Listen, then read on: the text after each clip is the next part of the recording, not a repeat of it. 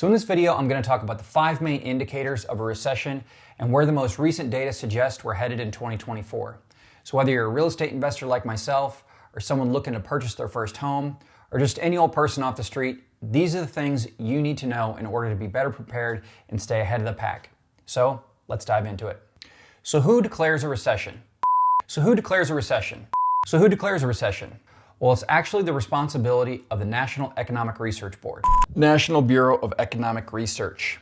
And since a lot of these indicators are trailing, they usually don't determine a recession until a year or so after the fact. And since their definition is a little bit obscure, it's very vague, here are the 5 main indicators and where the current data suggests we're headed. So let's start with inversion of the yield curve. The inversion of the yield curve has preceded every recession going back a half century. And typically this shows up about a year before a recession starts. So typically the yield curve for a bond is a lower return for a shorter term bond and a higher return for a longer term bond. Well, when there is a negative outlook on the economy, investors will pull their money from the shorter term bonds and put them into the higher term bonds. And when that happens, there is more of a demand for the higher term bonds, thus creating a lower yield. Whereas the lower term bonds are going to increase their yield because people will be pulling their money from them and the yields will increase. You're going to expect to get more return on something that's more risky, and there's going to be less people investing their money in those shorter term bonds because the near term outlook of the economy is just not good. So typically the yield curve for a bond is this: a lower yield on a shorter term bond with a gradual increase of return as you increase the bond length. So when there is a poor outlook in the near-term economy, investors will tend to park their money in the longer-term bonds. And as they do this, demand increases in the longer-term bonds, and the bond yield comes down. Conversely, there would be less demand for a shorter-term bond because the economic outlook and these bonds are in less demand. And as the data suggests, the yield curve has been inverted going way back to June of 2022. So that's over a year now.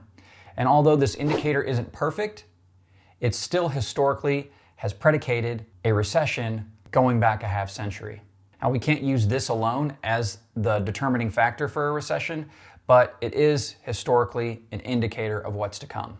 Next on the list is a decline in income due to job loss. While most of the data on household income is thin, the most recent data that we do have is from 2022. Remember, a lot of this data is trailing. You're always looking backwards at the data. So the data that we have is from 2022, and it states that we've basically been in a steady decline in household income from 2020 until now. So looking ahead, one can only presume that that trend will continue as there's been a lot of layoffs this year, and that will definitely add to the decline in household income. The next key indicator is slowing of manufacturing activity.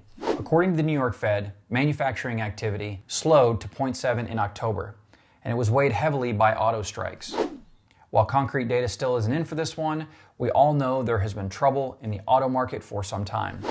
With 4,800 workers losing their jobs since the strike began, and a main sticking point to their bargaining agreement is whether or not the big 3 auto companies go 100% electric, which would mean 40% less workers in the UAW since much of that manufacturing would be converted to robotic.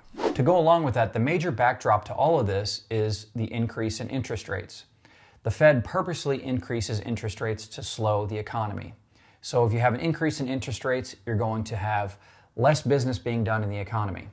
That's less business by these large companies, and consumers also will be spending less money.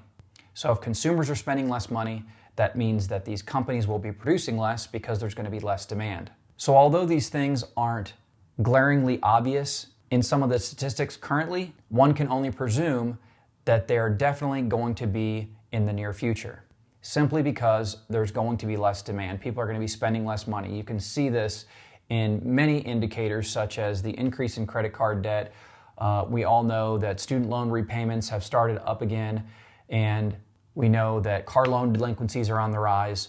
So the economy is contracting, which means manufacturers will be manufacturing less goods. The next key indicator is unemployment. And we can see from the last Fed report that the unemployment rate is at the highest it's been in 2 years, adding to the argument that the labor market is softening. Throughout the last 2 years, we've seen many reports of layoffs, specifically in the tech industry. And take a look at this list here. When I looked at this, I didn't even realize there were so many layoffs this year. But a lot of companies are cutting costs and laying employees off. And some of these layoffs may not have even worked their way into the economic data yet because of severance packages. Maybe the employee is still on the books, official termination date hasn't quite been set. So 2023 is looking like just the beginning. Lastly, a slowdown in consumer spending. Consumer spending increased at 0.2% in October, and September remained unchanged as far as revision at 0.7%. So there was a slight decrease month to month, but all in all, consumers are still spending some money. However, if you take all of these things into consideration, along with the backdrop of the increased interest rates and all the other things that are going on in the economy, to me, personally, my opinion, it would indicate that there's some sort of recession on the horizon. Now, this doesn't have to be like 2008, where there's this, giant decrease in home prices. There was a different situation at that time than there is now. At that time, there was over 2 million foreclosures in 1 year. And that recession was largely due to the way lending was being done on these houses. Where in this scenario, it's a completely different situation. We could just have a slight correction in home prices. I do think that they do have to correct themselves some, but mainly a recession is just the economy contracting. So that means that consumers are going to be spending less money, companies are going to be making less goods. Things could just be a little bit rough for a couple years. It doesn't have to look exactly like it did in 2008. That recession wasn't even like the recession before in the 80s. When people talk about a recession, I think they always compare it to that, but it doesn't have to be that. If I make a video on this, I'm simply just going over the data points that make me believe that there's going to be some kind of recession in the future. And I personally don't compare it to 2008. I didn't go through that recession, so I didn't personally experience it as an investor, but I don't expect it to be like that now. I wish it was, so I could scoop up some of these homes and so people could actually afford houses again, but I don't think it's going to be comparable. I think it's going to be dependent market to market and how prices will be affected for those markets. But all in all, I do think there's going to be some kind of recession going into 2024. If you look at the data, it all points to some kind of downturn in the economy, which makes sense. I mean, they pumped all this money into the economy, and to me, it seems like there has to be some sort of equal and opposite reaction to them pumping all that money in. But what do I know? I'm just a real estate investor who has a lot of extra time trying to make some YouTube videos, create some content, create some entertainment, maybe educate some people. So anyways, hopefully you liked this video. Hopefully it was informative. Hopefully it made you think about some things. If you got any comments, please drop it down below. And as always, please like and subscribe. I would appreciate it very much. Thank you for watching. Until next time.